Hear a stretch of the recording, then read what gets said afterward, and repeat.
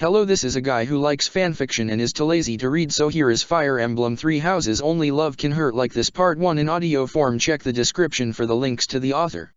Chapter 26, I Wanna Be Your Boyfriend.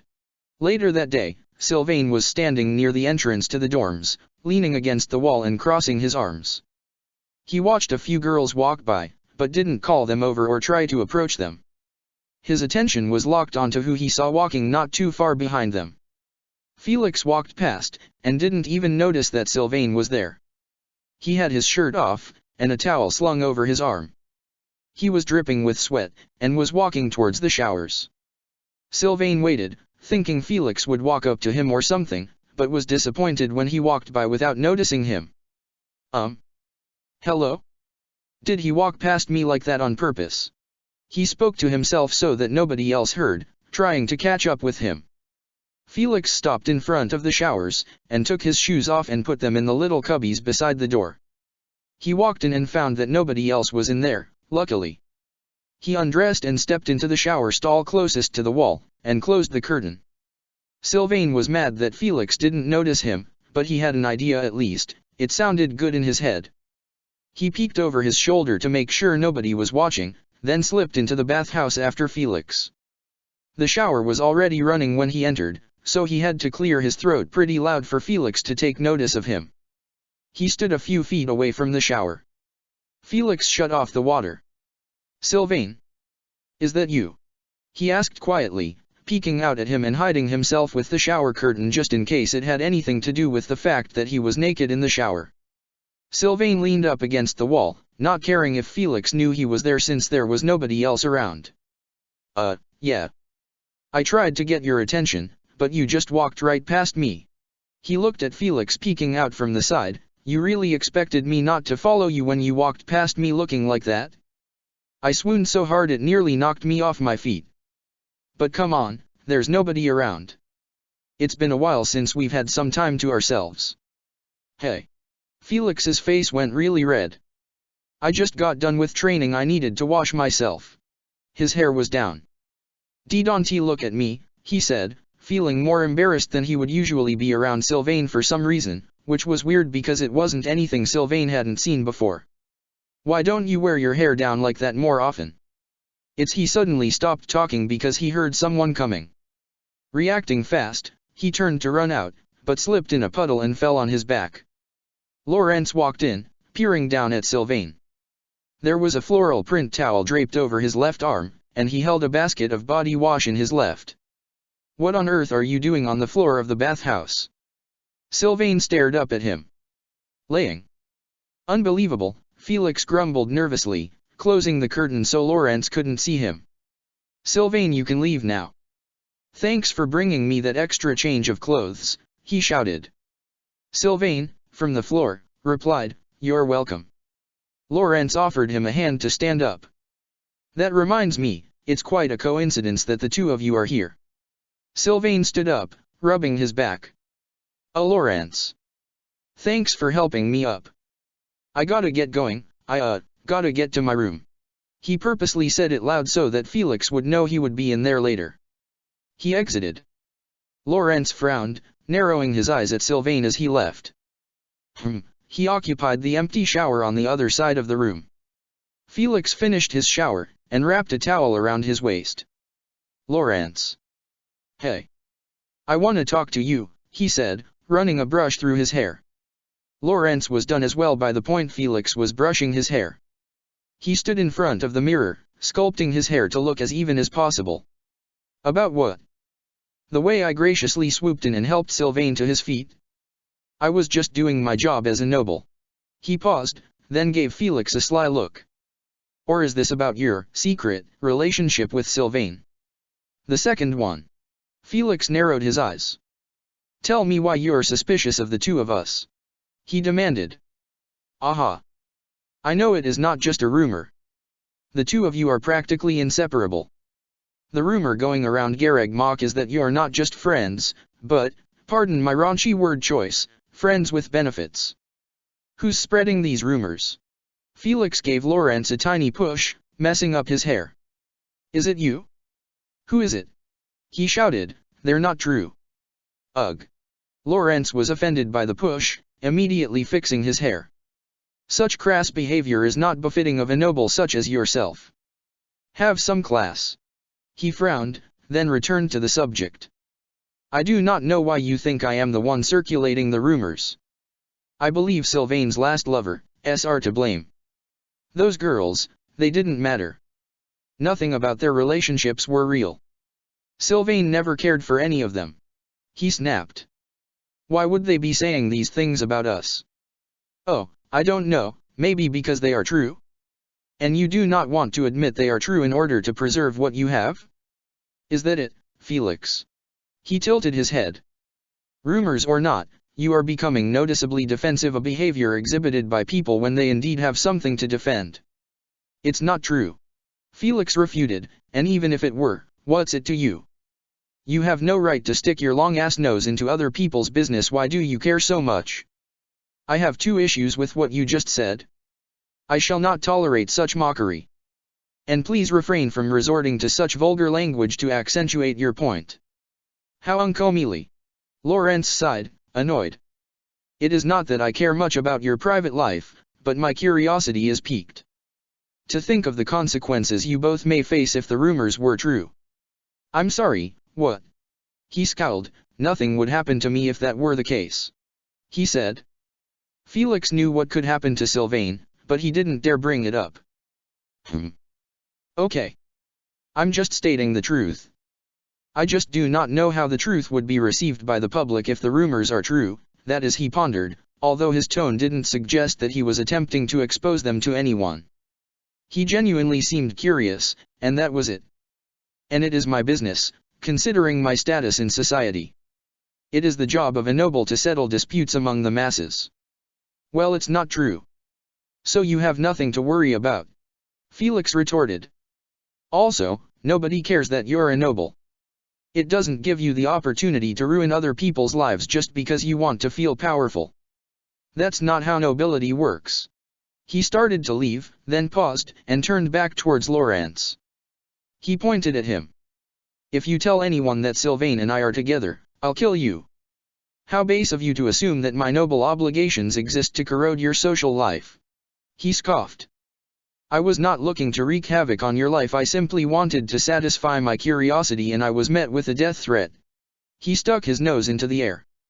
I will not take part in spreading petty rumors, but just know that the entire student body has their suspicions. That is all.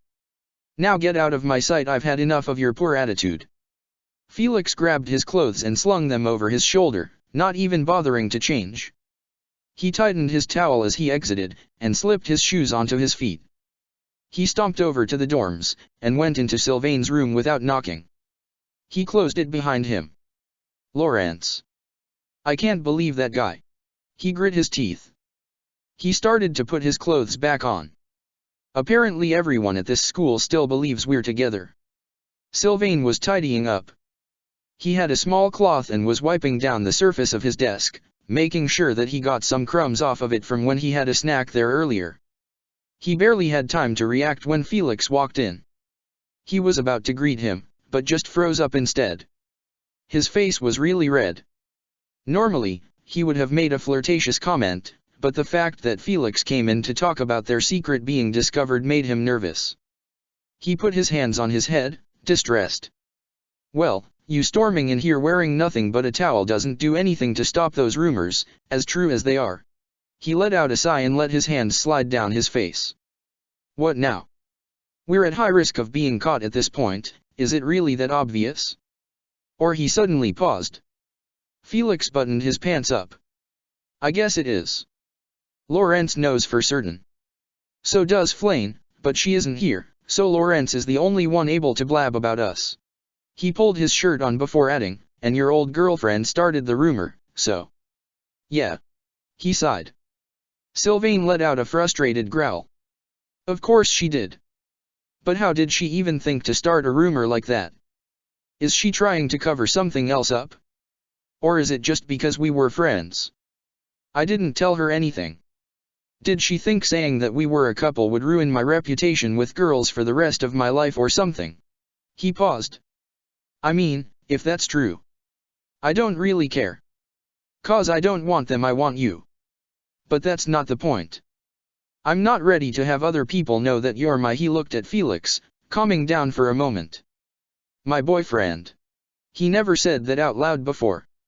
Felix looked over at Sylvain when he said that, and smiled slightly. Yeah. I am your boyfriend, he replied. He folded his towel up on the desk and moved over towards Sylvain, hugging him tightly. I'm sorry if I put you in a difficult position. When Felix moved toward him, he immediately returned his hug. No, no. It's not you. If anything, I put myself in this difficult situation. But, if I didn't want to be here I would have left already, he said. Right. Felix sighed deeply, releasing him. I promise not to let anyone else find out. I've slipped up far too much already, he said. Slipped up? I don't think so. If anyone's slipped up, it's me. He shook his head. And you know that. There has to be a way to make things look less suspicious, he pointed to the air like he got an idea. We could pretend to hate each other's guts when we're in public. That's really stupid, Felix said, crossing his arms. But honestly it might work. We can try it. Just don't get offended, okay? He said. Stupid, yet effective. He gave Felix a proud look. Even more convincing if we get into a fight. A stage fight, obviously. Like they do in plays and such. He pointed to his eye. I'll even let you give me a black eye if it means we can keep our relationship. I'm serious. And I won't be offended, trust me. I'm used to your snappiness by now. Sylvain, I'm not gonna hit you, he said. You're taking this too far. He sighed. We don't have to fight or anything, just avoid each other, maybe give one another some dirty looks here and there. He paused. I'm not looking forward to it. Oh come on, it will be hilarious. I don't think I'll be able to do it without cracking a smile or a laugh. He smiled, then grabbed both of Felix's hands. Just insult me like you've done a million in the past. Call me the worst name you got in your arsenal. Go ahead. He gave him a challenging look. He scanned Sylvain's face for a while, then blushed, and looked away. I can't do it when you're looking at me like that. He frowned. Oh come on, I wasn't even looking at you in a flirty way. But I am now. He changed his facial expression a little bit. Felix smirked. You're such an idiot. He palmed Sylvain's face with his hand and gave him a gentle push. Really? That's all you could come up with? Damn, you really do like me, don't you? You can't even insult me anymore. He let Felix push him, his head moving back a little. And no offense, but if you do that in public, it's not gonna be convincing enough. Or at all. That's not true, I can insult you all I want. I'm just choosing not to. Felix said with a shrug. Of course I like you, it would be stupid if I didn't. He responded, peeking through his curtains outside, as if he were afraid someone was watching.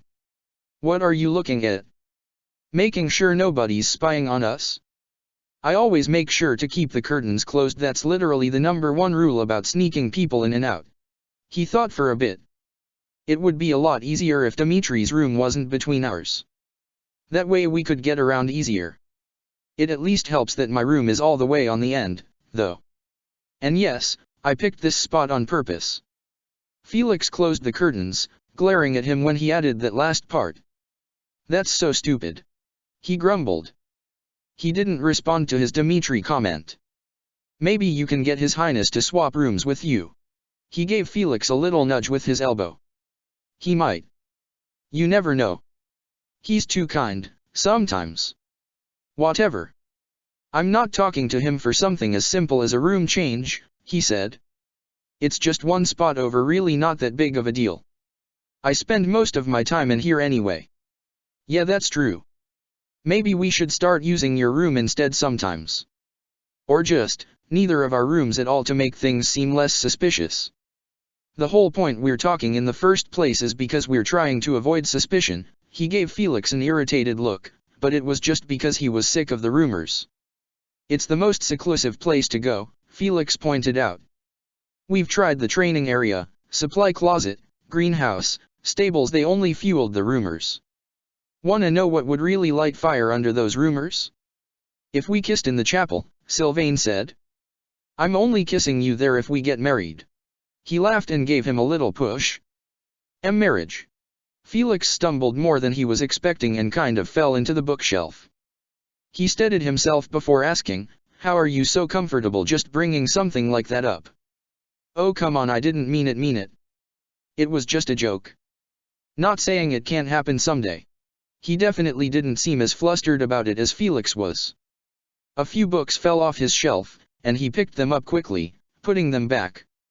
Geez, careful. Someone's gonna hear. Sorry, Felix said quickly. Not my fault you pushed me, he said. I've just never thought about that stuff.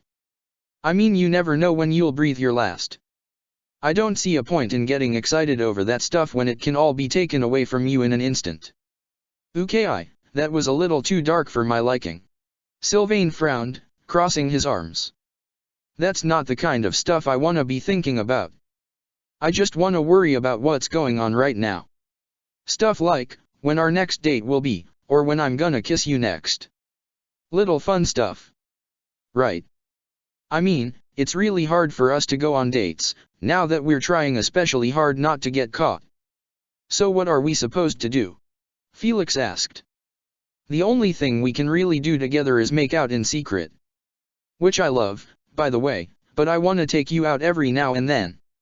I'm dating you, but I'm not really dating you, if you get what I mean. Sylvain shrugged. Yeah. I feel the same way. Felix replied. That day in town I shared with you was incredible. It felt very free. I mean, it was before I ever confessed. Yeah. I was clueless. Sylvain let out a laugh.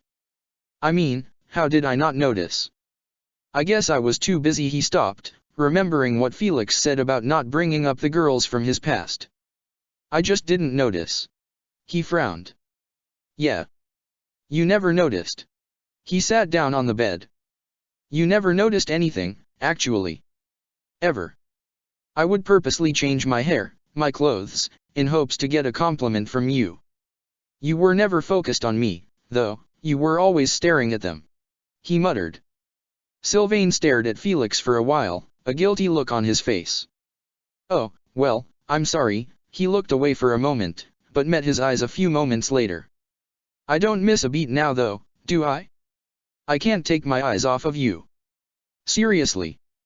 I guess, Felix said quietly, looking away from him after he asked that. It feels nice to hear you say that. He added after a while. Does it? Then I'll remind you every chance I get. Sylvain flopped back on his bed and laid facing the ceiling, resting his head on his arms and folding his leg across his knee. I can't believe I wasted so much of my life with girls I can't even remember the name of when I could have been spending all that time with you. Something tells me not to believe a word you're saying. I feel like there's no way you're telling the truth. Felix laid on his side, facing Sylvain. Your love for those girls seemed so real. Not really. I guess faking interest all my life got me sounding pretty convincing up to this point. He let out a sigh. To be fair, your insults seemed pretty real too. He paused. Actually, they probably were real. And I deserved them. I'm not too stupid to realize how terrible a person I was. Probably still am, 'cause old habits die hard. Don't say that. You're not a terrible person. Felix said, propping himself up on his elbow. Why do you think that? He asked. I don't know. I just feel terrible. Like I'm carrying around years of regret. I guess I should just try to forget about all that and focus on making my time with you the best I've ever had. Sylvain switched his leg that was crossed over to his other one. I was a real jerk to some girls. I can't ever take that back. I can't take anything back. But what I can do is avoid those mistakes with you. Maybe I made all those mistakes so that I wouldn't have to put you through all that. That's because it wasn't love. It never was. Felix told Sylvain. I believe we could have something much different than whatever you had with those women, he replied. I really do. At least that's what I want. Sylvain sort of just stared up at the ceiling for a while, not saying anything. He suddenly rolled into his side so that his back was facing Felix, and he hit his face. Sylvain. Felix sat up. He placed a firm hand on his shoulder. Did I say something? He moved his hand to Sylvain's head and gave him some head scratches.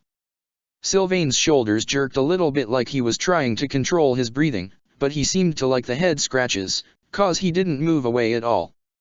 His voice was a little muffled in his sheets. I'm Felix.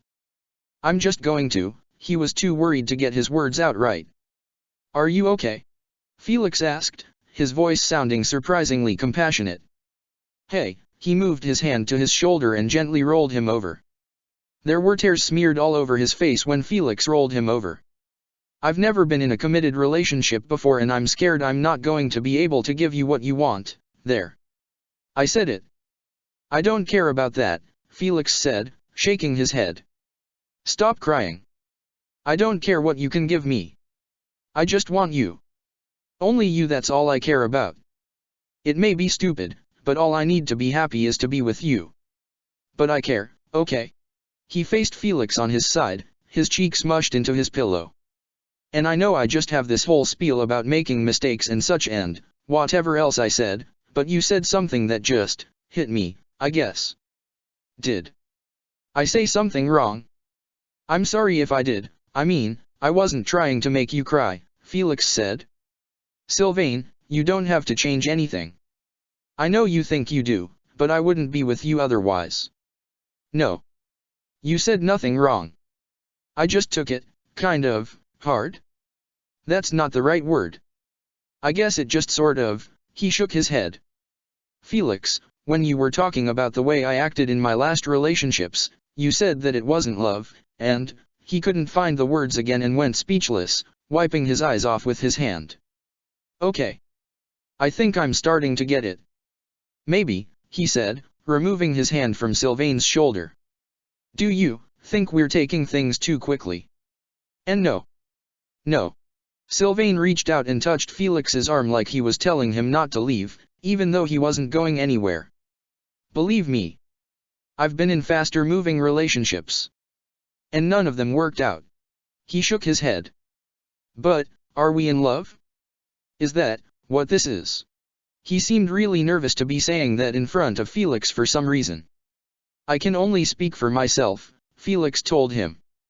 I don't know the things you're feeling, but, as someone who has known you forever, I can say with full confidence that yes, I do love you.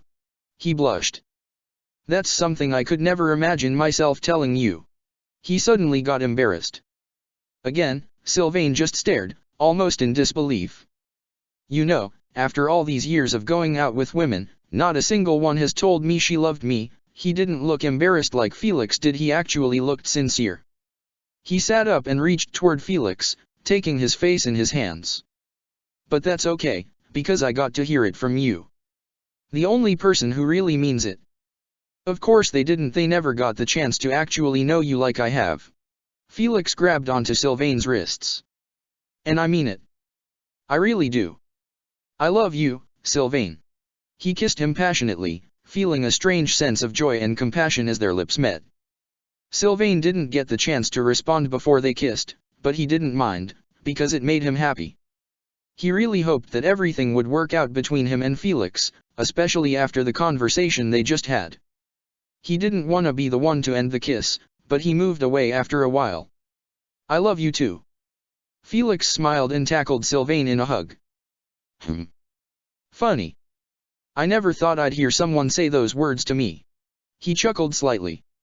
Sylvain hugged him back, then fell onto his back so that they were snuggled up. And it was me, of all people, the person you least expected to fall for you, probably. He closed his eyes. I'm glad things are the way they are. Me too, Felix responded quietly, aimlessly drawing small circles on Sylvain's chest with his finger. I never thought it would be you. He closed his eyes as well. I promise I won't mess things up. I swear on my life. He gave Felix's head a kiss, and then went quiet. He had definitely fallen asleep. Felix easily could have gotten up and walked out, but he didn't want to. He let himself drift off to sleep as well, cuddled up beside his boyfriend. Chapter 27, Lord Lonato. Later that day, Claude was outside in the courtyard with Byleth, looking at a small scroll. Seath was out looking for Flane. He hadn't taken a break from looking for her since she went missing. He saw Claude holding the scroll and walked over. "Have you found any evidence of Flane's location?"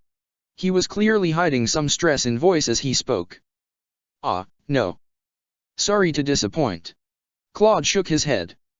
"We were given a mission, something including Lord Lonato." He looked a bit confused. "We need to gather Dimitri and Edelgard and choose a few students to bring along with us and take him out." I see. The Western Church is rebelling. It pains me to say that Lord Lonato has made a powerful enemy today. We must put an end to this. Perhaps it will give us clues about Flane's disappearance." He frowned. "Take Catherine with you as well. I will inform the others. Wait at the entrance of the school." "Okay then. We'll head out right away," Claude said. Back at the Golden Deer dorms, he selected Hilda, Leonie, and Laurence to come along with them. After a while, Dimitri and Edelgard showed up at the front gates, where Claude and the others were. "I never expected Lord Lonato to rebel like this," Dimitri said. Even though Ash was injured, he decided to come with. He looked extremely worried. "Will he be able to keep up?" Edelgard asked, referring to Ash. Hubert stood at her side. "Did you not see him complete the race during field day?" Dimitri sort of glared at her, sticking up for his house member, then looked at Claude. "We're ready to head out." "Okay. Come on." Claude led the way. They met up with Catherine at the battlefield, where they could see Lord Lonato and his army preparing from afar. Ash was trembling, but he tried not to look scared by putting on a brave face. "It seems we are outnumbered," Hubert observed. "We can take them," Leonie stated. "We may be outnumbered, but our fighting spirit is strong. There's no way I'm backing down. Captain Geralt will be so proud." Dimitri held tight to his lance. There seems to be a thick fog rolling in. Byleth tried to swat away the fog with the sword of the Creator, but it didn't seem to be working very well. Lonato shouted from across the battlefield. "Do not try to fight us." It was kind of stupid that he thought they'd listen. Claude watched as Ash bravely crouched up to the front of the crowd, hoping that Lord Lonato could see him. "Don't do this," Ash pleaded. "I beg you, Lord Lonato, we don't have to fight." Is that Ash?" Lonato asked, squinting to see better. He could make out Ash's little shape standing near the front of the group. "My boy. I cannot believe that you would stand against me. But no matter, we must fight." Suddenly, as if on cue, an arrow whizzed towards Ash. Byleth extended her sword and blocked the blow for Ash. "Stay focused," she said like a teacher. Ash lifted his arm to block the arrow, as if that was gonna do anything, but Byleth thankfully blocked it. "Thanks," he sadly said, retreating. "But I don't want to fight my adoptive father." Catherine led the charge alongside Byleth, the rest of the army behind them. Dimitri followed close behind Catherine, clashing weapons with a soldier from the Western Church. Leonie and Laurence did the same, trying to fight them off. Edelgard fought while Hubert held a torch so that everyone could see better in the fog. "This fog is unnatural," Catherine pointed out. "There has to be magic behind it. Someone find the mage and take them out." Hilda frowned. "Yeah, no thanks. No way I'm going any further in this fog without being able to see. I don't want to get ambushed." Hubert came up behind Hilda with a scowl on his face. "If you want to make it out of this fight alive, you will come with me to find the mage. Let's take them out." Leonie couldn't see where she was going and tripped over a gnarled root. She fell forward, and a soldier ran at her with a sword, trying to stab her in the back. Hilda glared at Hubert and began, "Come on, Hubert. You know I'm not. Oh my gosh." "Leonie." Hilda turned away from Hubert and hurled her axe at the soldier. She hit his arm, causing his sword to clatter to the ground. Hubert finished him off with magic, and Leonie sat up, looking embarrassed. "I can't believe that happened. Seriously, how could I have made such a stupid mistake?" she said, looking sadly up at Hilda as she spoke. Hilda helped Leonie to her feet and scooped up her axe. "It's not dumb, we just can't see, that's all," she said with a small sigh. "Now, we gotta find a way to advance without putting our lives in any more danger." "No, it was dumb. I could have died, and you could have died trying to help me." She frowned and hung her head. "Oh, stop that. What's done is done, no use crying about it, right? You guys have a lot of work to do." She cheered. Once Hilda turned and left, Leonie watched her walk off with a look of admiration. Ash stayed on the back lines, but he really wanted to speak with Lord Lonato. He started sneaking off around the edge of the battlefield. Claude and Byleth were too deep in the fog to be seen by their comrades. Dimitri looked around for Claude and Byleth, unable to spot them. He called out to them as he fought. "Professor! Claude? Where did you go?" Claude shouted back, "Dimitri. Yeah, we're kinda lost. This is freaky. Hey, we're gonna come find you, Ak." He suddenly cried out in pain, and his voice ceased. Leonie heard Claude scream, which snapped her out of being upset. "Wait, what was that?" Dimitri shoved a soldier away from him and stabbed him as he ran toward the yell of pain. Claude. He didn't know if he was going the right way, but he kept running. He dodged a few stray arrows. As he ran, the fog suddenly cleared. Catherine was standing over the dead mage who had been casting it. Now, Ash could be seen sneaking off to the side of the battlefield. Claude was on the ground, bleeding profusely from his stomach. Byleth had knelt beside him, attempting to use healing magic, but she was having some slight trouble. Dimitri saw what was going on and gasped. "Claude! Claude!" He knelt beside him, looking around for more aid. "Is the light magic working? Can you not heal him?" He yelled, "Someone! Anyone! We need a healer now." Lawrence was fighting off a horde of soldiers who were trying to get to the group of 3 on the ground. Thanks to his efforts, the enemy was unable to reach Claude as he lay injured on the forest floor. "Why didn't we bring a healer along?" Byleth frantically asked. "I'm just now learning. I don't think I can fully heal him." She kept trying, even so. "What happened? Is it a stab wound or a laceration?" Dimitri tried to get a better look. "We have to get compression on it." He tore his cape off. "If we don't have any bandages at our disposal, we can use this." "Laceration," Byleth said quickly. She took Dimitri's cape and began tying it around Claude's waist. Claude winced. "Sorry guys. I didn't see that coming at all." He frowned. "Don't apologize. Injury during a battle is inevitable. The fog lowered your visibility, so naturally it put you at higher risk. But we have to get you off the battlefield," Dimitri said. Edelgard seemed to disappear from the fight. Byleth looked up at Dimitri, pleading, "Help me, please." She grabbed onto Claude's arm and helped him sit up so that Dimitri could take his other. Dimitri lifted Claude to a sitting position, then said, "Brace yourself. You might feel immense pain. Once we lift you, we'll get you to safety, I promise." He hoisted Claude up, then started bringing him off to the side with Byleth. They laid him down in a small patch of bushes. "Don't die," Byleth said strictly, leaving him in Dimitri's care. "I'll come back for you as soon as the battle is won." She ran back out towards the battlefield. Dimitri glanced at the fight, then at Claude. It looked like he didn't know whether to fight or stay at his friend's side. "I have a bad feeling about leaving you here unattended." "I'll be fine." There was some blood trickling from his mouth. Claude spoke quickly, "Just finish the battle as fast as you can for my sake. Please." "Claude, no, it doesn't feel right just leaving you here." "You're vulnerable," Dimitri said. Someone unexpectedly approached them. Claude tugged on Dimitri's pant leg to get his attention. "We have company," he croaked. Dimitri looked at Claude, then behind him. He stood protectively in front of his injured ally, now face to face with the Flame Emperor. They took a step forward, and Dimitri got really defensive, pointing his weapon. "Who are you?" "I am the Flame Emperor. I'm here to put an end to this conflict myself if the monastery forces are too weak to finish it themselves, but know that I am not an ally of the church."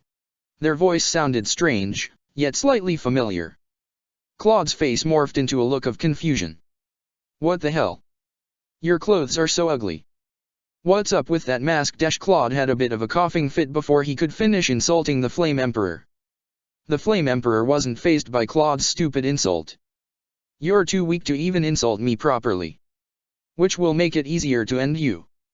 Dimitri pushed forward a little toward her away. Don't come any closer or I will pierce my lance through your skull without a trace of mercy. The Flame Emperor stepped forward. Soon enough, Dimitri was locked in intense combat with the mysterious stranger just feet away from Claude. Claude scooted a little bit away from them, but was a bit too weak to go any further. He watched the fight, hoping that nothing would happen to Dimitri. Dimitri sporadically glanced over his shoulder at Claude to make sure he was okay as he fought, but as he did so, he was caught off guard and had the lance knocked out of his hand. He did his best to dodge all of her attacks, but one blow schemed his arm. Claude was in a sit-up position, shakily pointing his bow at the Flame Emperor. It was making his wound worse, but he was worried for Dimitri. He shot the arrow at them. Since Claude shot the Flame Emperor, Dimitri seized the opportunity to pick up his weapon. Thanks, Claude. But please, don't strain yourself. He went straight back to fighting. Claude flopped onto his back once more, groaning in pain. Dimitri gained the upper hand, and he was about to land a fatal blow, but the Flame Emperor suddenly disappeared in a flash of purple light. Where did he go? Dimitri looked around. Where is he? He didn't see any sign of him, so he stayed by Claude. We have to get you back before this Flame Emperor returns or you bleed out. He made sure not to leave Claude's side for the remainder of the battle, defending him at Lawrence's side to the best of his ability. Ash was spotted by a brawler, who started chasing him. Oh no, he muttered, trying to get away as fast as he could. He had a hard time on his crutches in the woods, so the brawler caught up to him fast. Ash. Hey. Stay hidden, stop running off. Catherine shouted, coming to his rescue. Ash let out a little yell and curled up in a ball as the brawler took out a hammer and ruthlessly swung it right down at his head. Catherine, being the awesome super cool hot sick dope epic woman that she was, she knew she wouldn't have any trouble with this guy. She grabbed the brawler's wrist before it could hit Ash. Nah, what do you think you're doing? She looked at the brawler, fire burning in her bright blue eyes. Ash was expecting to die, but Catherine saved him and he relaxed, looking up at her with inspiration in his eyes. Catherine, thank you, he backed away, still sitting propped up on his hands. The guy Catherine stopped was in big trouble. She completely obliterated the brawler with Thunderbrand, and stood proudly in front of Ash. Stick by me. I'll make sure you're safe. Ash looked so awestruck by Catherine as he stood up. After all, he did just witness a powerful Knight of Zeros not even 5 feet away from him. Okay, I will. I'm just thrilled that such an amazing hero saved me. He held back a smile. I'm not fit to fight right now, but I'll do what I can. Catherine looked over her shoulder at Ash. Hey, don't take it personal if I clobber your old man, okay? Ash shook his head. I won't, he frowned. But I was hoping we'd be able to talk this through instead of fighting. I don't think that's gonna happen, kid. He's past the point of negotiation, Catherine said, slowly marching towards Lonato. Ash followed her. You never know. I'm his adopted son. Maybe I can talk to him. Please let me try, one more time. Fine. But if you get attacked, I'm coming in to kill whoever gets in my way, you hear? Ash nodded. Okay. I understand. He started walking up to where Lord Lonato was, trembling on his crutches. Excuse me, he meekly tried to get his attention. Lonato turned to look at him. Ash. Finally, my boy, you've come. Fight with me, he said, looking down at his adopted son. I can't, you know I can't. We need you to surrender. Please stand down before anyone else gets hurt, or worse, Ahe pleaded. Okay. I am not going to listen to you. Lonato said, if you do not fight with me, then I have no choice but to cut you down, my dear boy. Though his words were emotional, his face remained stoic. Ash looked like he was about to cry. You'd cut down your own son? The son you rescued from the streets many years ago? The same little boy you taught to read and write? His lip quivered. Lord Lonato, please, he gave him one last chance, but everyone knew he wasn't going to back down. Lonato suddenly swung his weapon at Ash. Catherine, of course, stepped in to help him. She parried the blow, and began dueling with Lord Lonato. Ash yelled, but Catherine came to his rescue, and he sadly started to watch them fight. Unfortunately, it didn't take Catherine that long to beat Lonato. He fell off his horse, dead, and his soldiers began to retreat with the loss of their leader. Ash stared down at the ground with a blank expression, and he could hold back his tears no longer. He broke down into sobs. Lonato. Why? He fell to his knees beside his father's corpse. After a while, Edelgard ran up to Claude and Dimitri. What happened? I was separated from you all when the fog became too thick. I'm sorry I couldn't do anything to help. Claude didn't answer her. Dimitri decided to speak up. Claude was injured. While I was guarding him, a powerful soldier came out of nowhere and started dueling with me. He disappeared when the fight ended. He frowned. Hilda and Byleth regrouped with them to check on Claude. Edelgard, Byleth narrowed her eyes. You were nowhere to be seen when the fog cleared. Where were you? We really could have used you. Edelgard said, well, it seems like you did well to hold him off just fine without me. Maybe I would have arrived sooner if I wasn't covering for Hubert. Hubert was standing next to Edelgard. He had a huge slash across his shoulder, but he wasn't making a big deal out of it even though it looked serious. I think we should head back before Claude and Hubert bleed to death, Leonie pointed out. Good idea, Hilda said with a nod, helping Byleth and Dimitri pick up Claude. Catherine noticed the army beginning to head back to the school, so she tapped Ash on the shoulder. Come on. We need to go. Lord Lonato. I'm sorry, Ash was standing over him now, praying, but Catherine snapped him out of it by tapping his shoulder. Okay, he looked one last time at his father, then turned around and left. The entire walk home he was dead silent. Catherine sighed. Look, she spoke after about 10 minutes when the monastery was in view. I'm sorry I had to do that. I really am. But you understand, don't you? Ash didn't respond. He was too devastated to even speak. He wasn't mad at Catherine, but he was mad at the situation. He wouldn't even look at her. Ash, you need to understand that this is the reality of war, she spoke gently though. It was brave of you to even come with us on this mission. Ash finally looked at her. I know. And I just lost my father. Yes, death is the reality of war, but that doesn't mean I'm not allowed to grieve for a family member who I loved. He looked away again. That's not what I'm saying, she shook her head. Just, never mind. Forget it. Catherine looked forward again and continued walking. Chapter 28, Trial and Error. When they arrived at the monastery, Claude was rushed to the medics, where he was able to get proper healing. Dimitri visited him when it was sort of late, closing the door behind him. He walked over to his bedside, then set a small vase on his bedside table that had a few flowers in it. I don't know how long you'll be here, but I thought some flowers might make your stay a little less painful. Oh wow. That's sweet of you, Dimitri, thanks. He said with a smile. Claude sat up and looked at the prince. You must really like me, huh? Jokes, of course. He said, I won't be here long. I'll be released in like 2 days. Dimitri decided to play along this time just to make light of the situation. I just wanted to bring a nice gift to my one and only. He felt a little silly making the joke, but he actually smiled. Glad to hear you'll recover. I'm sorry about what happened. I don't know what I would have done if I couldn't protect you back there. He pulled up a chair next to Claude's bed. That was pretty bad. Not gonna lie. Claude took a sip of water. I seriously owe you big time, he said with a small smile. I don't know what I would have done if you weren't there to protect me. He added, well, I probably would have died, huh? I wasn't just going to leave you there. Ever since coming to the academy, you've been such a good friend. The thought of losing you is pretty much unbearable.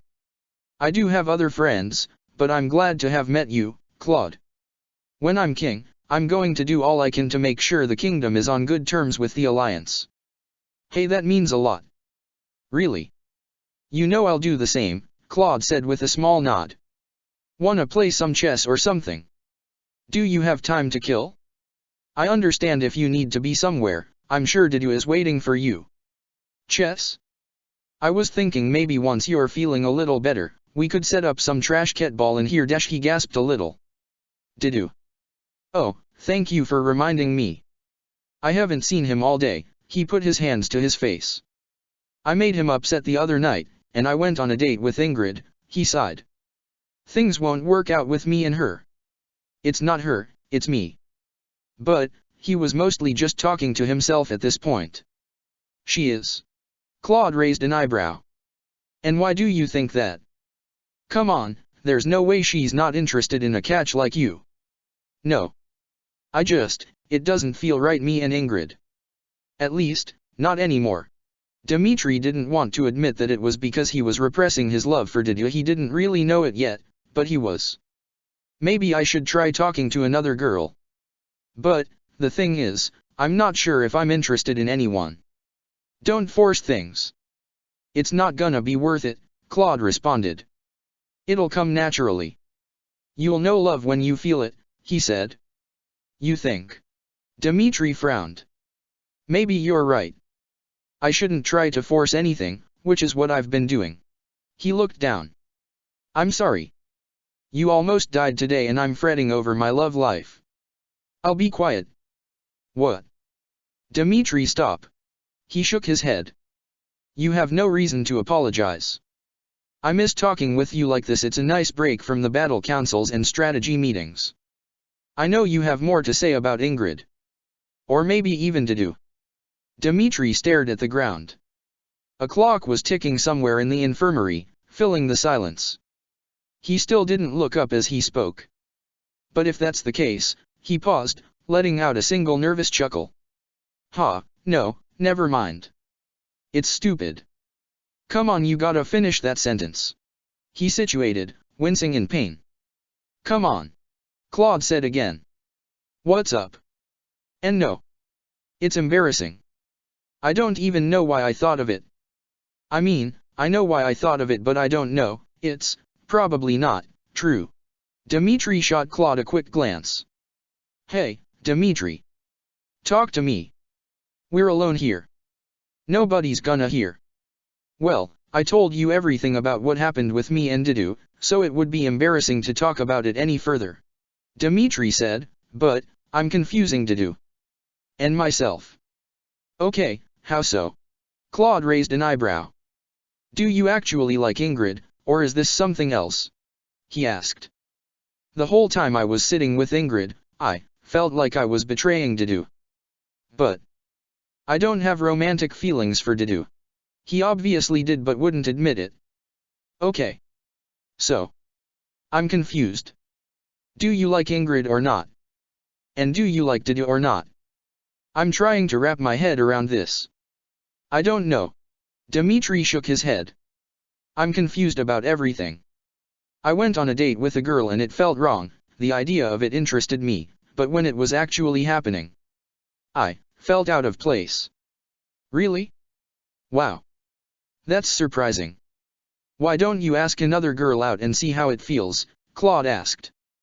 And if you want to go out with me, I'm always available. He made these jokes so many times, it almost seemed like he wasn't kidding. I don't want to go out with you. I am not. He didn't say what he wanted to say out loud. I could do that. But I wasn't sure who.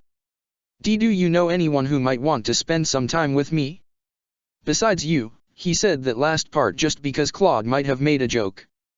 Okay, he replied, would you want to go out with a guy or a girl? Let's narrow down our choices. Not a guy, definitely not. He shook his head. A girl, please. And don't say Edelgard just to get a rise out of me. You know our situation. He was sick of people assuming he liked her, especially because they were step-siblings. No, I wasn't gonna say that. He said. You could go with Ingrid again. Maybe Leonie? You guys both like to train. I'm sure Hilda would go with you as well, she's always looking for a reason to go out. Ingrid. She's been my childhood friend for as long as I can remember. And Hilda? I know virtually nothing about her. He sighed. It's a matter of whether I want to take my chances with a friend or meet someone new. He put a hand to his chin. You know what? I'll have you surprise me. I know you're bedridden, but find a way to let one of them know to meet me for a date in town tomorrow afternoon. Nuh-uh. I'm not doing this for you. If you're not willing to ask them yourself, then you obviously don't care enough to get to the bottom of this. I guess that answers your question. Claude raised his eyebrows. No. It's not like that, Claude. I'm going to go on a date with a girl tomorrow, and I'm going to enjoy it. His voice wavered. So. I'll let you know how it goes. Dmitri reached for the desk and grabbed a quill and a sheet of parchment. He wrote on the note. Dear Hilda. I think you're a wonderful, beautiful woman. I can't help but wonder if we'd make a good pair. If you would like, please meet me in town next to the fountain at noon. From, your secret admirer. How does that sound? He showed Claude the note. It doesn't sound creepy, does it? I don't want to come across that way. He decided to add a little smiley face to it to make it sound more friendly. Wow, Hilda, huh? Nice. Claude nodded. I think that's the perfect little note. She's coming to visit me later. If you don't see her in the halls or something, I can pass it on to her. I want to hear all about it. You'll be the first to know how it goes. But you're pretty close with her, so I'm not sure if you'll be hearing it from me or her first. Dmitri folded up the note, hesitated, then gave it to him. Thanks for the favor. I owe you. Claude pocketed it. No problem. I hope this finally gets you to the root of your problem. He nodded. Just saying, if you can't figure it out, it's always okay to swing both ways, if you get what I'm saying. He pulled the blankets up. I'm gonna get some rest. Good luck tomorrow, okay? Thanks. He knew what Claude meant, but he didn't want to admit that it could be true for him. He gave him a small nod. Get well soon, please. I'll be back to visit tomorrow. He headed out, and instead of going to see Dudu, he went straight to bed. The next day, Dmitri waited at the town fountain for Hilda, nervously pacing back and forth with his arms folded behind his back. Hilda was there right on time. She held a small clutch in her hands. She looked around, and when she noticed Dmitri, her shoulders dropped in confusion. She walked up to him with a big smile on her face though. Prince Dmitri. What a surprise. You were the one who sent the letter. Dmitri didn't notice her at first, but when she got closer he perked up and stood with his shoulders back, trying not to look nervous. Good afternoon, Hilda. I was wondering if you were truly going to meet me or not. Not that I didn't think you'd take my letter seriously. He gave her a smile. You look lovely. And, are you wearing a fragrance? I caught a whiff of something pleasant as you drew near. Ah. Yes, I am. Peony oils. She smiled. Thanks for noticing. Claude wouldn't tell me who wrote the letter. You were the last person I expected. Can I ask why? We don't spend much time with one another. That's precisely why I wrote the letter. I've been looking for a partner, someone who will truly make me happy. And I wanted to get to know someone in order to see if we'd really connect. So, I thought you might be willing to see how things turn out. He smiled, a hint of his nervousness showing. Sure. I would be delighted. I know this fantastic sweets shop in town. Do you like sweets? Hilda asked, leading the way. Marianne and I come here all the time. I don't think I'm particularly fond of them, but if going to the sweets shop is what you'd like to do, then we can certainly stop by, Dmitri said, following her. He didn't know the way, but he kindly offered her his arm like a gentleman would. Hilda slung her arm around his and led the way into the shop. Oh. Look. She pointed at the display case. They switch out the selection every day. Ah, they have Marianne's fave. She looked at a small raspberry cobbler. I should order one and bring some home for her. I think I'll also get a double chocolate muffin. What about you? That would be sweet of you. I'm sure she would enjoy that quite a bit. Dmitri looked at the menu. Normally he didn't care what flavor he got since he wouldn't be able to taste it, but he didn't want to share his deep secrets with Hilda. What would you recommend? That one looks good. He pointed to a small slice of raspberry cheesecake that had a red drizzle on top. Ah. That one is one of my favorites. You should get it. I wouldn't mind a bite or two. You can have some of my muffin as well. Hilda took some coins from her clutch and paid at the register. Oh no, I insist you let me pay for the sweets. Dmitri was a little too late, since she already paid. Or at least let me treat you to something else later. He took his cheesecake, then tried a bite of it. He couldn't taste it, but he nodded like he was enjoying it. It has a nice, creamy texture. Here, try some.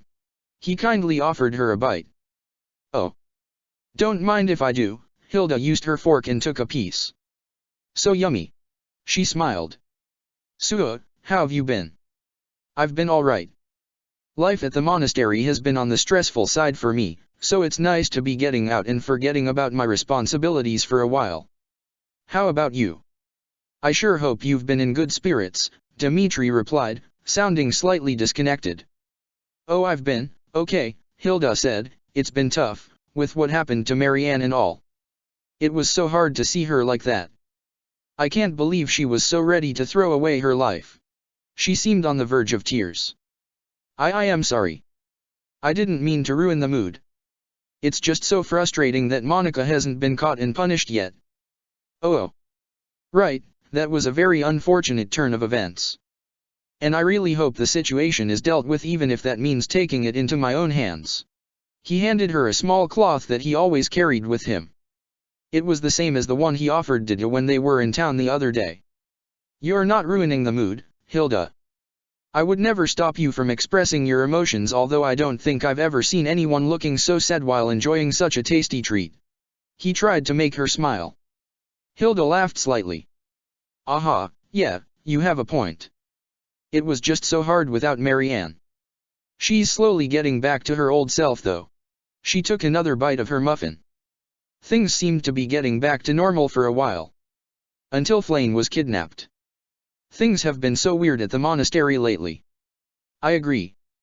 I feel like I needed to step away from it all. Hopefully our date is enough to push all of that into the background. Dmitri finished his cake, wishing he knew if he liked it or not. I'm enjoying myself. It's been a while since I've enjoyed anything, really. Hopefully I'm not being a boring date. Oh, of course not. I'm having a great time. Hilda threw her garbage away, and headed back out into town with him. Is there anything else you'd like to do today? Dmitri walked out with her, once again offering his arm. Well, if you'd like to share a dance, there's always music playing toward the center of town. Or we could take a romantic stroll down the river walk, he suggested. There's a gazebo we could stop at that's surrounded by beautiful scenery. I know the exact place you're talking about. Marianne and I share tea there all the time. Hilda said as they walked along the river. One time, we were walking along here to get to the gazebo, and a little family of ducks swam up to us and we fed them little seeds. They were so cute. Maybe we'll come across the ducks as well, he said. I hear Marianne has quite a way with animals, so I'm sure you were able to see them up close. He looked at the river, keeping an eye out for any ducks. He was silent for a little while. This has nothing to do with ducks, but, what do you look for in a partner, Hilda? Me? Well, personally they need to be kind, and they shouldn't expect too much from me, she said. I'd like them to be gentle and sweet, and focus on themselves before they focus on me. That's nice. So you value someone who puts their own needs first, but still tends to you when it's important? I don't think those expectations are unrealistic in any way. As for me, Dmitri paused for a while, walking under the gazebo. He leaned against the railing next to Hilda. Someone who will love me unconditionally, that is really all I need. Hilda smiled. Really? That's interesting, she said. I never took you as the lovey-dovey type. I didn't think so either, but I guess I'm just looking for someone who makes me feel safe. Dmitri gazed into the water. All this talk is making me sound needy, isn't it? Gosh, not at all. Hilda shook her head. Just, for some reason I'm surprised you chose me," she said. "I'm sure there are dozens of girls who would throw themselves at you for a chance to date you." Ingrid came to mind. "You're probably right," Dmitri said, "but there aren't any other girls here who catch my eye." He looked at her instead of the water. "Is it strange to you that I would want to get to know you better?" His face turned slightly red. "No, it isn't." She shook her head. "I would love to get to know you as well, Prince Dmitri," she said with a small smile. "I hope you've been having fun so far." "I have." His attention shifted to the water again, even though he probably should have been looking at Hilda. "I've never actually been on a real date before. I mean, heading out into town with a girl and all. I'm not sure I'm doing this right." He looked at her again, embarrassed. "You haven't?" "Ha, I'm shocked." "You're doing great." Hilda laughed. "There's really nothing to do right or wrong, in all honesty. I was a bit nervous, actually. This might sound foolish, but I was worried I would have to, kiss you or something to make it a real date. At least, that's what I heard from Sylvain. Then again, why am I taking any dating advice from him?" Dmitri let out an uncomfortable laugh, his face super red. "And not saying that I want to. But, also not saying I wouldn't, if." He felt bad for probably making things awkward. Hilda raised her eyebrows. "You mean you don't want to kiss me?" she asked with a small frown. "Wow, I didn't think it would go this way." She seemed a bit uneasy. "No. No." Dmitri shook his head. "That's not it." He sounded really awkward as he spoke. Did you want to?" "I just meant that I was nervous, and I don't want you to feel pressured," he lied. "I haven't kissed anybody before, so I wasn't sure." "You haven't? Then I can see why you would be nervous. It's not hard really. It's actually nice and easy," she said with a small smile. "I wouldn't mind being your first, Your Highness." "I haven't." Dmitri felt relieved when she smiled, knowing that she wasn't uncomfortable with what he said. He turned to face her, meeting her eyes for a moment. "I think it would be lovely to share a kiss with you, Hilda." He paused. "May I?" He gently took her hand. "You may," Hilda exclaimed, squeezing his hand.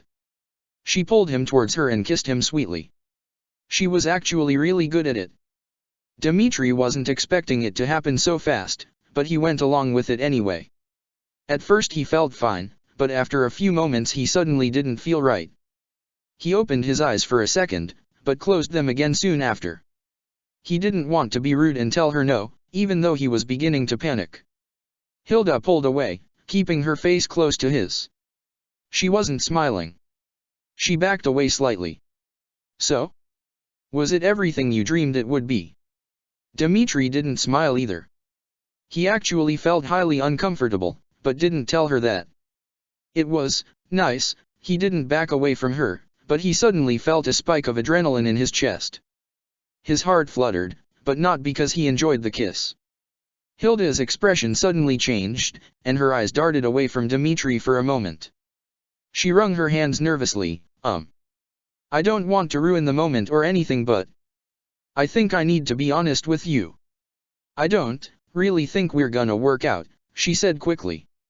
Why not?" Dmitri asked, trying to keep his voice as steady as possible. I am sorry if I wasn't very good at it, or if I did anything to offend you." He looked like he had a lot in his mind. No. It's not you at all." Hilda shook her head. It's Marianne," she told him truthfully. "You didn't offend me at all. I honestly had a fantastic time hanging out with you." It seemed as if he was holding his breath because he was tense, and when she told him the reason why they wouldn't work, he let it out. "Oh, well, that makes sense." He nodded. "I had a nice time with you as well. Honest, but I didn't want to hurt your feelings by letting you know I didn't think we would work out either." He swallowed nervously. "Because, like you, there is someone else my heart belongs to." He did a short sigh, then put his hand on her shoulder. "Hilda, thank you for the lovely time. You've helped me realize something today, but I need to go now. I hope you understand." He backed up, then started heading off rather quickly. Hilda smiled and waved to him. Phew, that was rather strange. She leaned on the balcony, mumbling to herself. If only it was Marianne who wrote the letter. She stayed by the river for some time on her own. Chapter 29, Make a Wish. Dmitri hustled back to the monastery, feeling guilty about probably confusing Hilda, but he knew it wasn't going to work out before they even met up. He was supposed to tell Claude how it went, but instead, he started searching everywhere for Didu. Didu happened to be in the gardens, setting out a bunch of fresh flowers underneath the gazebo. Dmitri spotted him setting out the flowers, then marched toward him. He stopped about 10 feet away. Didu. He raised his voice to get his attention. Your Highness. Didu turned around, dusting the soil from his hands. What can I help you with? It's a lovely afternoon. He didn't answer his question or comment on the weather. Instead, he just walked straight up to him and gave him a huge hug, burying his face in Didu's shoulder. Oh. It took Didu by pleasant surprise. He hugged him just as tightly. Are you all right, Your Highness? Do you need another bath? Dmitri gave Didu a little squeeze, then let go of the hug. He backed away a little, still gently holding onto him. He shook his head. I'm sorry. I'm here to apologize for everything I've put you through recently. I've been complicated and confusing, and you don't deserve that. Thank you for the apology, though it was not necessary, he replied. All I want is for you to be happy. No. It was necessary, Dmitri said. I have something that I need to tell you. Right now. It can't wait. He took a nervous pause, but when he resumed, he sounded confident. I love you, and I want to be with you. He held Didu's arms a bit tighter. What? Didu stammered. Are you making a joke? That wouldn't be very kind, because you know my feelings for you. I'm not joking. Dmitri shook his head, a serious look on his face. It would be cruel to joke about something like this. He looked around. There were quite a few students walking around and enjoying the weather, but he didn't really mind. They weren't drawing too much attention at the moment.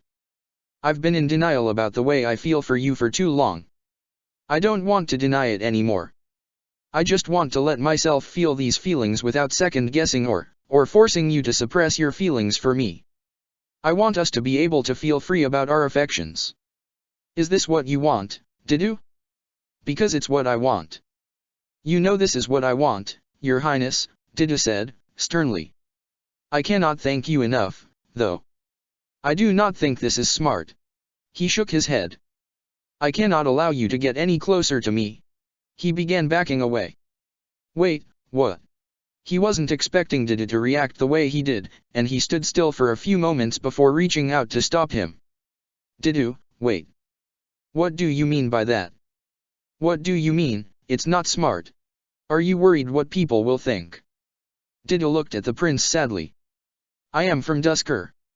The two of us, together, he shook his head. It's impossible. Dmitri looked determined to prove Didu wrong. Well, I disagree. It's only impossible if you let the judgment of others get in the way. And I'm not the sort of person who lets things like that slide, he said. As the next king of Firgus, I want to break down the barriers between the kingdom and Dusker.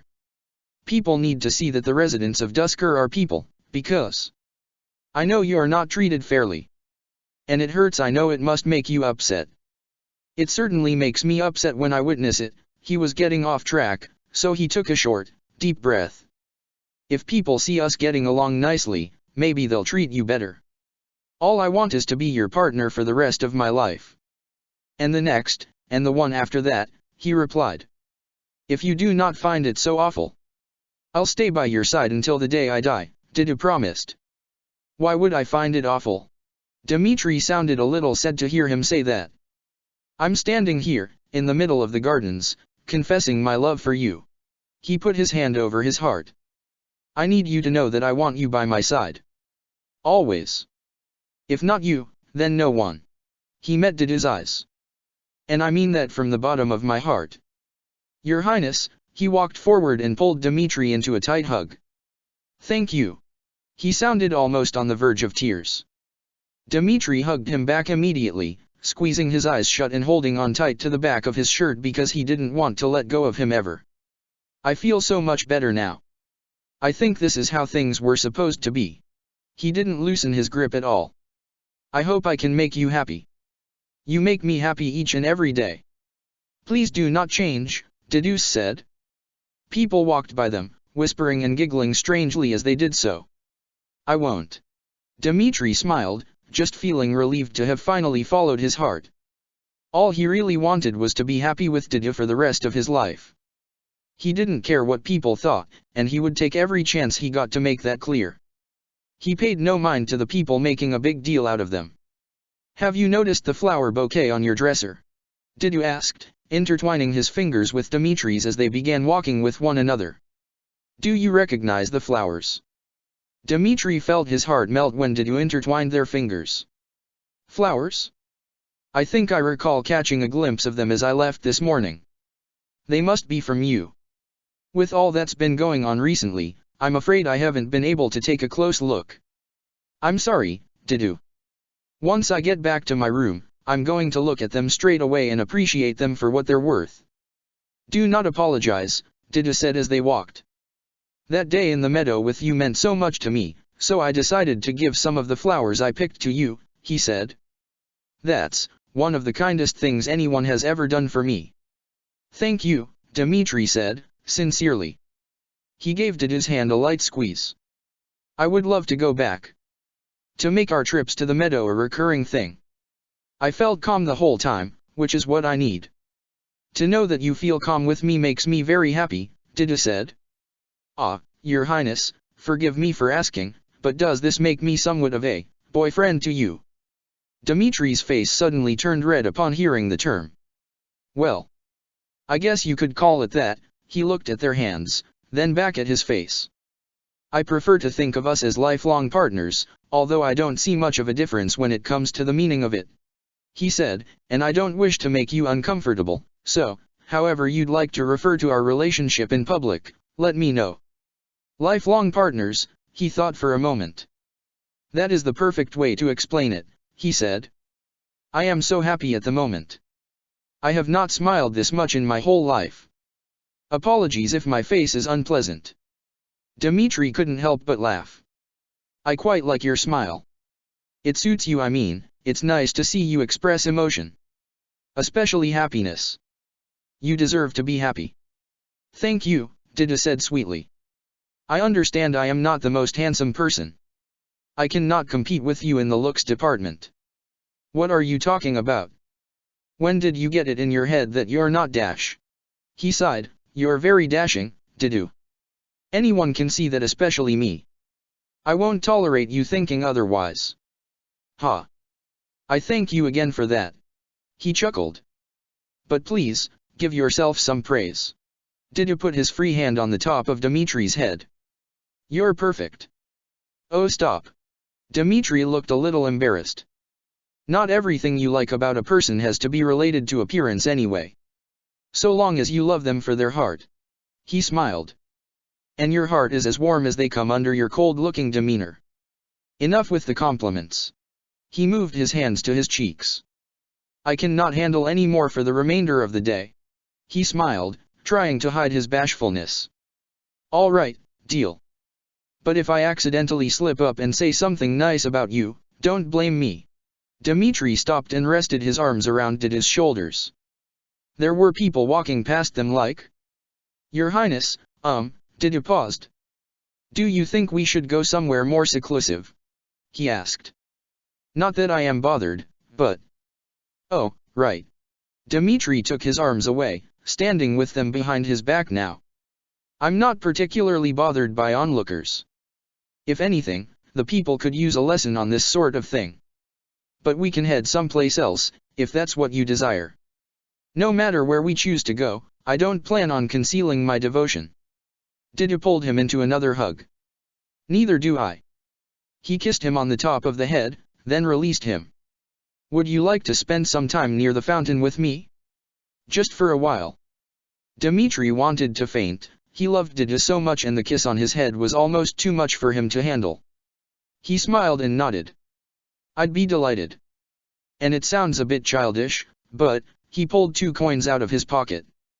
We should make wishes. I would love nothing more. Didu took one of the coins. I actually make wishes at this fountain often. He told him. You do? Dmitri held his hand and started walking with him again, delighted to be with him. He swung their hands a little as they walked, just to show that he was happy for once. You know what they say, if you tell anyone your wish, it won't come true. He stopped next to the faint sun when they arrived. Unless you tell them after your wish is granted, obviously. Really? I have never heard that before, Didu admitted. Is that so? He sat at the edge of the fountain and twisted around to look into the water.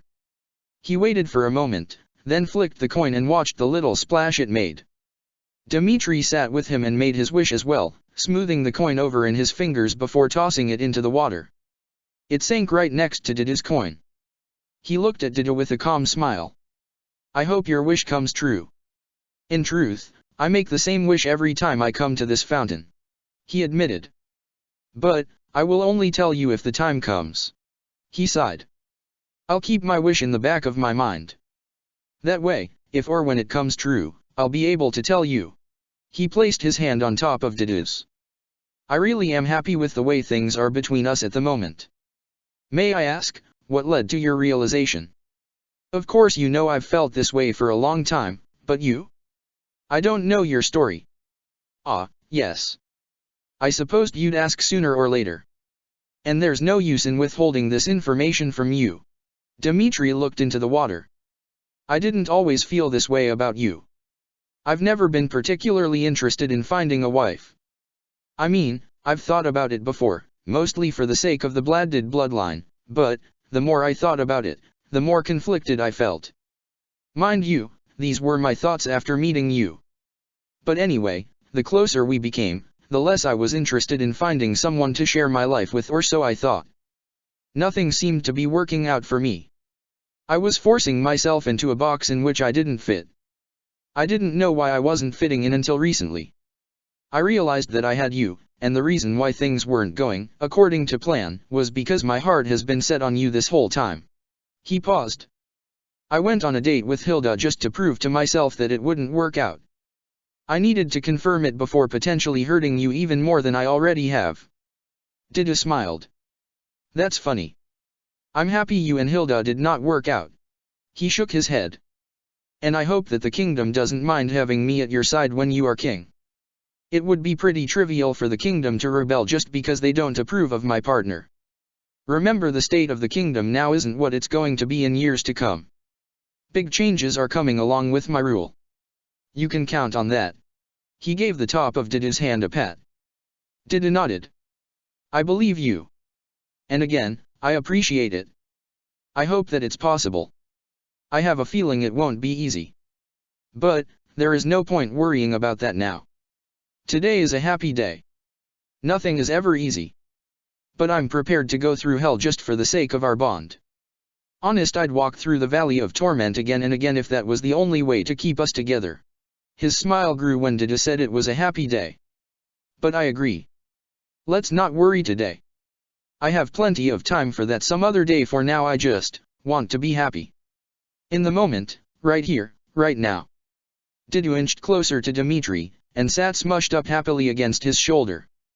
Just then, Ingrid walked past them. Oh. Hello, Prince Dmitri. She didn't acknowledge Didu. When Ingrid came over, Dmitri didn't move away from Didu even a little bit.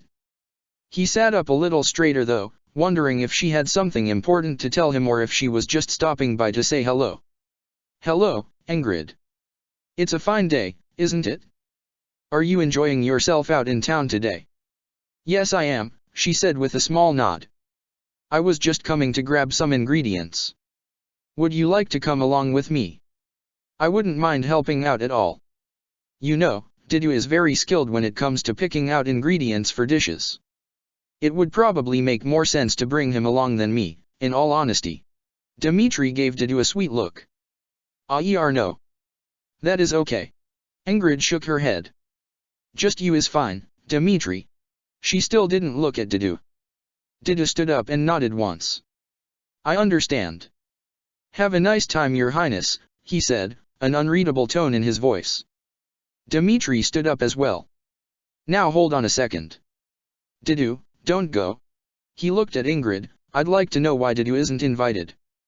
Didu and I are sort of a package deal, we go together or we don't go at all. He explained.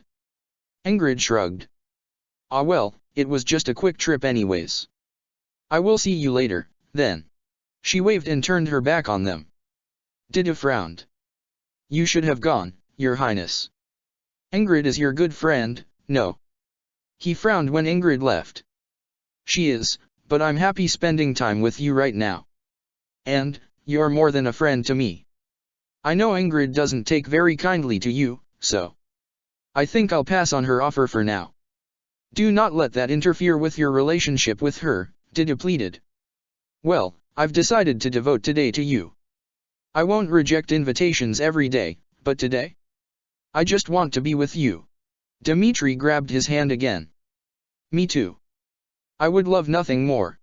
Didu hugged Dmitri from the side and pulled him close. Oh. This is off topic, but I have been researching some methods to regain some of your taste back, he said. Supplements and elixirs are just the first small step to fixing it. I've been growing the necessary herbs in the greenhouse. Oh, really? You're trying to help me regain my sense of taste. Dmitri tilted his head. Didu, you really don't have to go through all the effort, but I appreciate it. Maybe one day I'll be able to taste your cooking.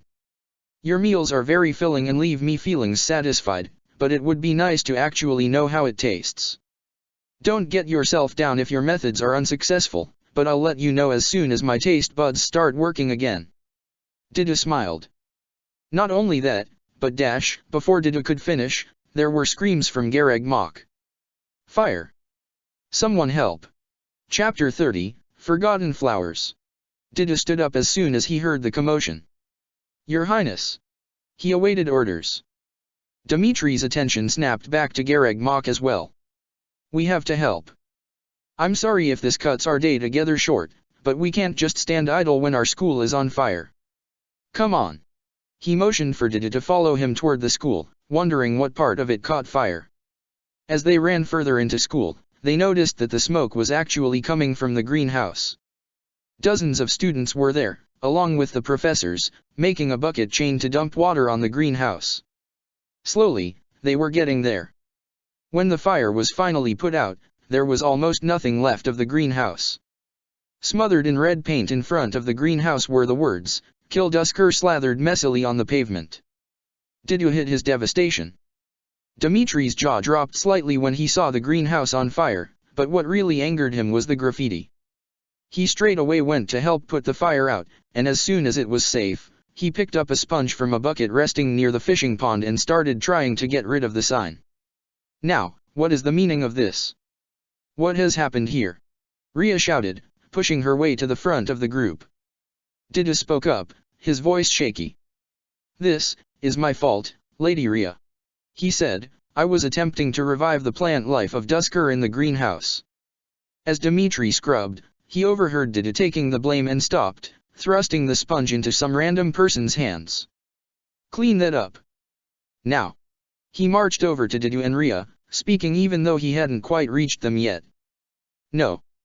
Didu, you know this isn't your fault. You can't just keep taking the blame for things like this.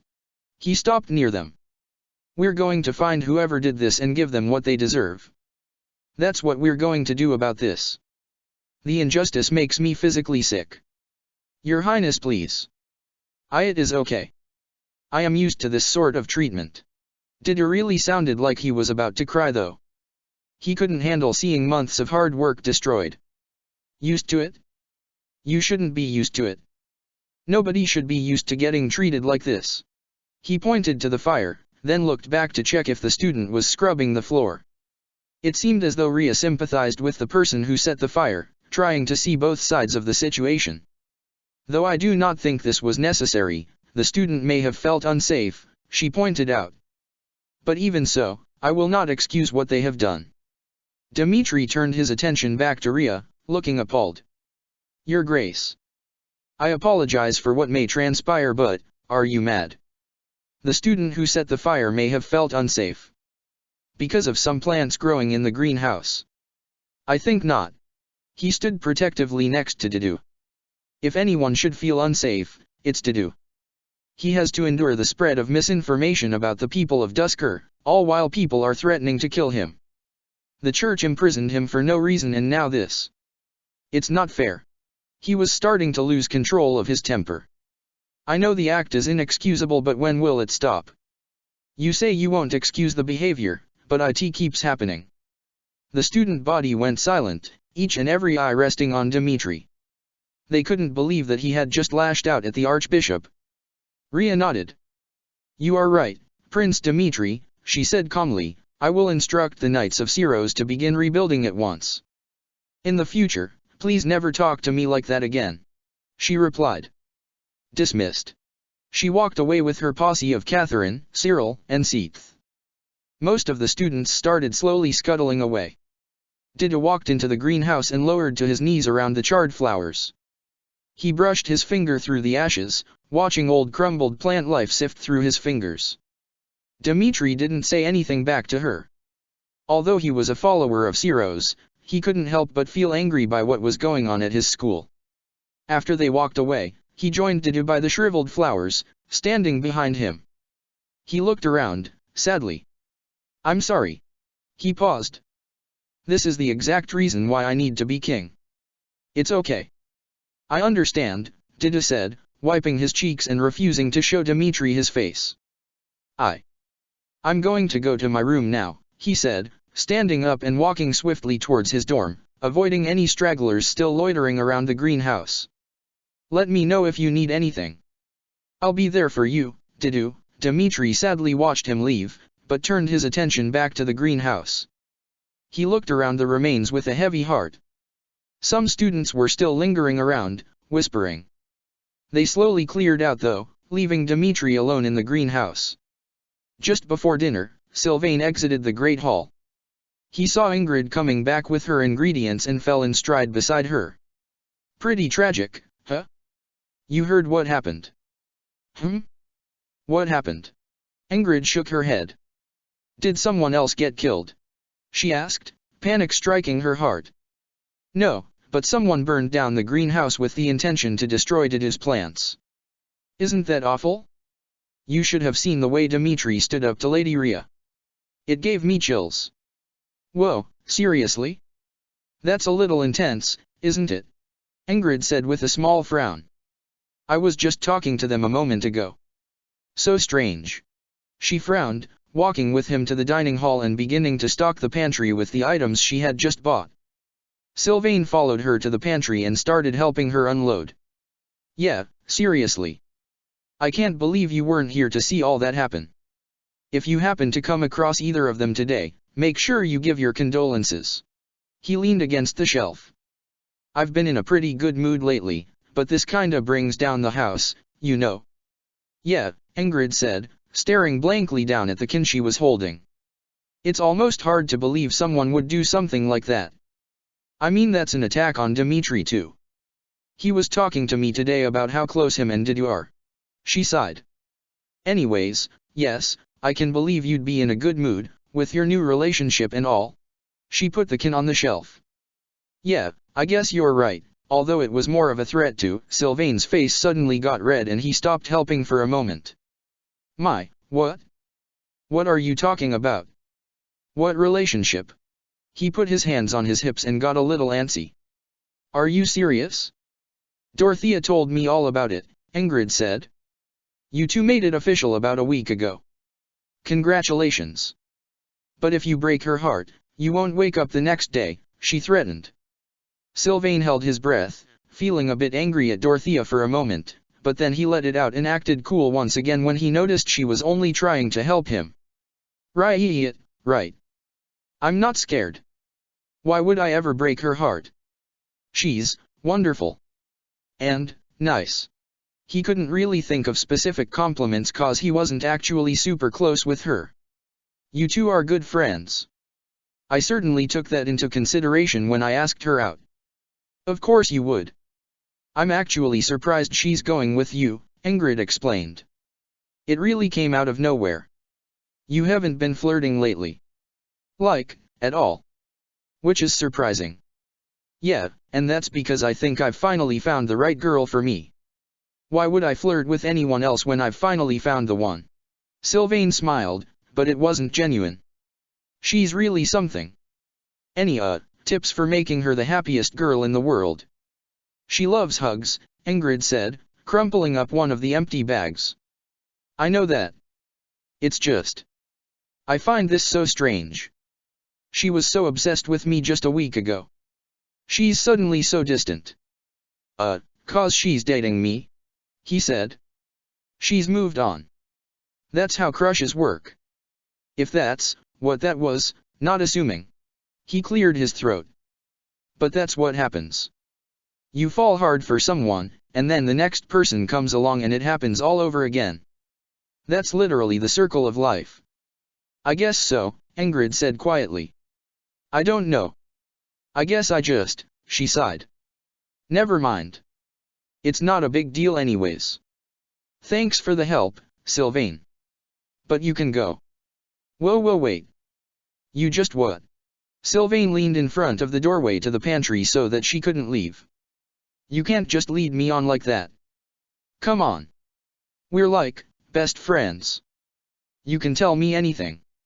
Unless I've been reading our relationship wrong this whole time and you actually hate me. Of course I don't hate you, Ingrid folded her arms. But I have nothing further to say on this topic, she said, avoiding his eyes. Oh come on, I can tell you definitely have more to say. People who say, I have nothing else to say about this, really mean the opposite. I speak from experience. He closed the pantry door. It's quiet here. I know that because I've made out with people in here a few times and nobody suspected a thing. Gross. I don't want to hear about what you've done with other girls. This is where we eat, have some respect, she said with a small sigh. I know I can trust you though. She hesitated before saying, I think, It's not like I made out with the bread. We left the food alone. Now talk to me, yeah? I won't say anything if you don't want me to. He waited for her to speak, wondering what she was going to say. I promise, whatever you say right now stays between us. I'm not the sort to go blabbing about people's personal lives, I leave that up to the masses. It's usually my personal life that gets blabbed about anyway. Yes. Well. I just have a feeling you won't be very accepting of what I'm about to say. She took a deep breath. I think, maybe, probably not, but maybe I'm catching feelings for Dorothea. She looked away, as if expecting him to lash out at her. You are? He gasped, covering his mouth. Wait, for real? Like romantic feelings? Like the feeling you wanna kiss her and confess your love for her? Those kinds of feelings. He moved into her line of vision again. Wow, Ingrid. I honestly didn't expect that from you. Well, I know you said probably not, but, you know. Stop. Ingrid frowned. I know you probably think a relationship like that is forbidden, I get it. Most people do. She sighed. I shouldn't be focusing on something as trivial as matters of the heart. I once thought I liked Prince Dmitri. And, maybe I still do. But when I look at the both of them, I feel small hints of what I once felt for Glenn. Is that so crazy? Forbidden? Pfft, no. Who am I to judge other people's affairs? Sylvain sort of swatted his hand, but then he got serious again. But that's a little shocking to me. And not that you like Dorothea. I mean, it is shocking to some degree, but the fact that you feel about her the way you felt about Glenn, it's not crazy, but... What? Ingrid asked, seeming willing to be more open about it due to Sylvain's reaction. Is something the matter with it? With me? No. No. Nothing's wrong with you. You're smart and kind and beautiful and absolutely stronger than I ever could hope to be. Sylvain blushed a little. Really, I don't think there's anything wrong with it, or you. He bit his cheek nervously. I'm sorry. I know it's odd. Really I do. Ingrid sighed. But I can't help it. Dorothea is just so perfect for me. And so is Dmitri. I'm just so confused. I don't know what to do. Why are you sorry? Did you think I was like, homophobic or something just cause I've always gone out with girls? Cause I'm not. At all. I'm actually. He took a short breath and rephrased what he was going to say. I can break up with Dorothea for you, if you want. I mean, if it will make you happy. What? Ingrid shook her head. No, no, no. Don't do that. Please don't do that. Dorothea is so happy, Ingrid frowned. She's so happy to be with you. Nah. Sylvain shook his head, frowning. She's not. I can tell. I may have just lied to you about her being the perfect girl for me. Maybe she's the perfect one for someone, but it isn't me. If you know what I mean. He looked at her. Maybe, it's you who she's perfect for. But, that can't be. She frowned. I need to be with a man. A noble. My father would never allow it. Besides, I can tell you're happy too. You've been in an unbreakable mood, and you haven't been flirting. At all. When it comes to you, that's true love right there. Sylvain sort of just stared at the ground as she said all of that, placing his hand on the back of his neck. Is it? He still wouldn't look at her. Ingrid. I know this might sound strange coming from me, but I'm telling you, you can live a happy life with Dorothea, who gives a damn if you stray away from the noble agenda. Not me. I guess. Ingrid sighed. Wow. I really didn't expect to be confessing this all to you so soon. I didn't expect you to be confessing this to me at all. He paused. It's always the people you least expect, isn't it? At least, from my point of view. Yes. Ingrid sighed. Sylvain, thank you. She hugged him tightly. I really owe you so much. Sylvain wasn't expecting the hug, but he liked it. When he returned the hug, it was a nice one. In the past he would have taken the chance to try and woo her or something, but in this moment, he was just nice and gentle. You don't owe me. He let go. Ingrid smiled. No, really, I do. Please give me some way to repay you. She grabbed both of his hands in hers. Well, he looked at their hands for a minute, then back at her face. You could maybe do me a favor? Right now, I mean, would you be able to? He kept trailing off. Yes. She started to get a bit nervous. Are you all right, Sylvain? Ingrid asked with a small frown. Sylvain let go of her hands. He was absolutely afraid to tell her what he was about to say, and almost backed out of it, but there was no going back now. He said, I'm not straight. His face turned bright red. I don't know what exactly I am, but I know I'm not straight. Wait, are you serious?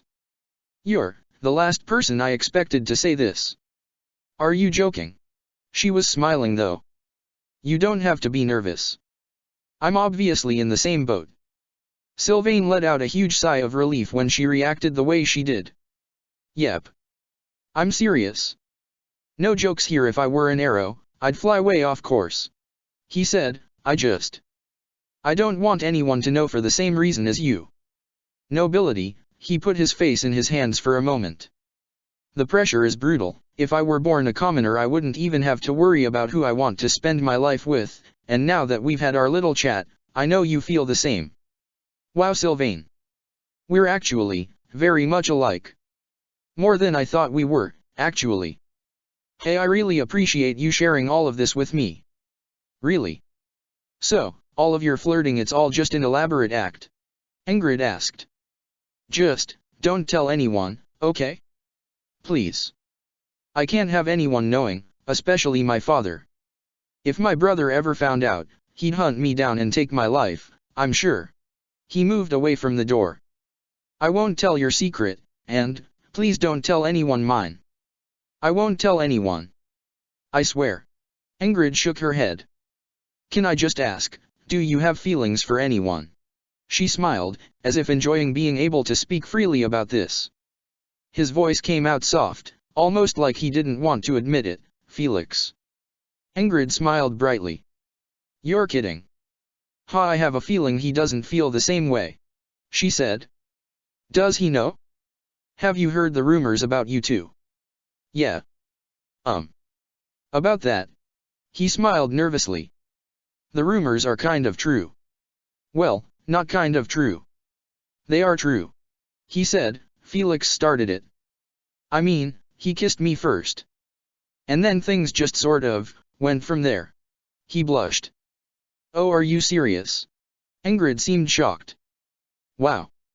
Listen, this is the last thing I would have expected to happen in this lifetime. I honestly assumed you did not support this kind of thing. She chuckled. Look, I know I'm not one for girly things and romance, but I'm really happy for you both. Seriously. She smiled. Ah, come on. I don't really come off that way, do I? I honestly wonder if anyone here is, 'cause I'm kinda scared to make things public, you know. Sylvain scratched his head.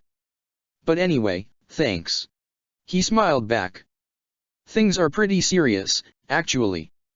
I told him I love him, so, yeah. My days of flirting with every passing woman are over 'cause I've found the one. He said. I mean it about keeping this a secret, though. If anyone asks, Felix and I hate each other. He laughed a little. Ingrid chuckled. Your secret is safe with me. I can promise you that. Ah, Sylvain, this is so nice. I'm so glad you two found each other. She hugged him once more. That's kind of Dorothea to fake a relationship for your sake. I'm sure she knows too, then. Sylvain hugged her back again, smiling. Yeah, she found out pretty easily. I don't know how, but she did. I'm glad she was willing to cover for me, though. I owe her. And you, just for keeping my secret, you know? I think, anyone else would have shared my secret right away. That's been my past experience, anyway. Don't worry. My lips are sealed. She pulled away. I think I need to go have a chat with Dorothea. Have a good day, Sylvain. She exited the pantry. Good luck. And I'm not saying that sarcastically, I really hope things go well. Tell me about it when you get the chance, yeah. He watched her head out, then sighed. His heart was pounding, and couldn't believe he actually told someone about him and Felix. Check the description for the links to the author.